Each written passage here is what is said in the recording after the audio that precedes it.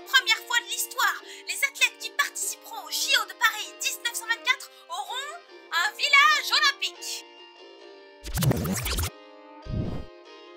C'est le tout premier village olympique de l'histoire des Jeux, ok, mais c'était pas hyper gagné au départ. Le projet est décidé en février 1923 et le but, c'est d'offrir un lieu de résidence aux athlètes qui viennent participer à la compétition. Il sera situé entre le boulevard de Valmy et le stade de Colombes, qui est le stade principal de ces Jeux olympiques. Sauf que fin 1923, à quelques mois des Jeux, absolument rien n'est prêt.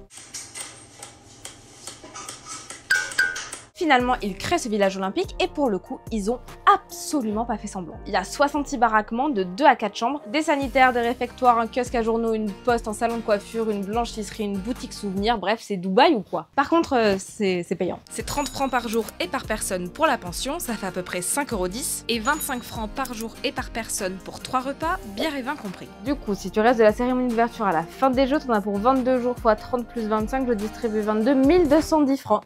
Et si tu es pauvre, tu peux aller dans un village gratuit, mais moins bien, au Parc des Princes. Et en plus, ce village olympique, il n'a pas forcément plu à tout le monde. Déjà, certains Américains ont préféré loger au château de Rocancourt.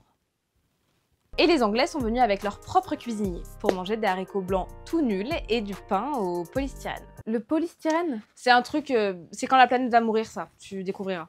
Et le village olympique, il est devenu quoi? Eh ben, ils en ont fait un super musée sur l'histoire de l'olympisme à travers les siècles. Pas du tout. Il a été démonté le mois suivant. Maintenant, il y a juste une rue qui s'appelle Pierre de Coubertin, des immeubles, notamment lui, avec une giga terrasse, et qui donne sur ce stade, qui est en fait le stade de Colombes.